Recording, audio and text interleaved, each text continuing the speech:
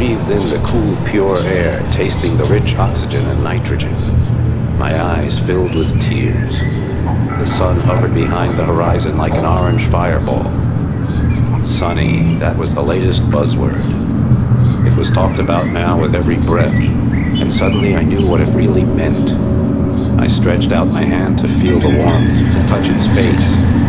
Then the timer squealed and a voice roared in my ear. Simulation room S23, your time is up. Please move to the fast decompression chamber. 2 hours later, I was back at the helm of my ship, the Zukabus, leaving the pleasure centers of the Malay archipelago behind.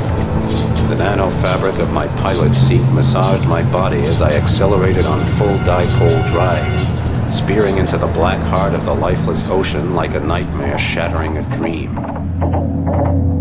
But the oceans were no longer as dead as they seemed.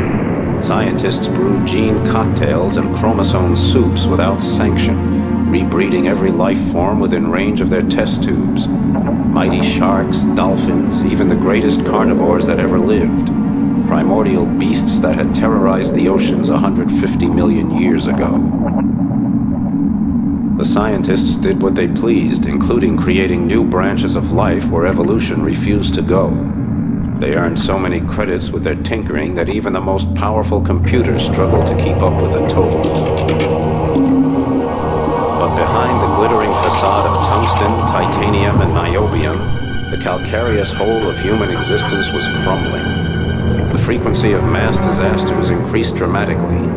Amok runners, psychotics, high-tech slave drivers, gene adulterators, and slick techno-dealers prowled everywhere, plunging habitats and dwellings into chaos. My name is Emerald Deadeye Flint. I'm tracking down the remaining bionts scattered throughout the oceans. Each one a potent germ posing danger to the world of Aqua. I carry out the Biont mission with my 4 wing pilots, Desgrange, Piccolini, Harper, and Bonham, and my onboard computer, Sally. My clients are international, representing every government.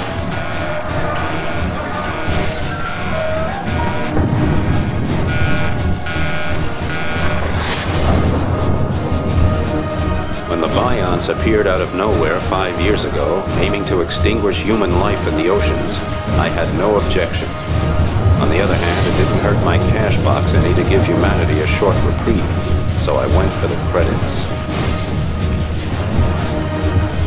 But during the destruction of the Biont stronghold off Australia, called the Survion, my friend Hong Long sacrificed her own life so I could place the final explosive charge.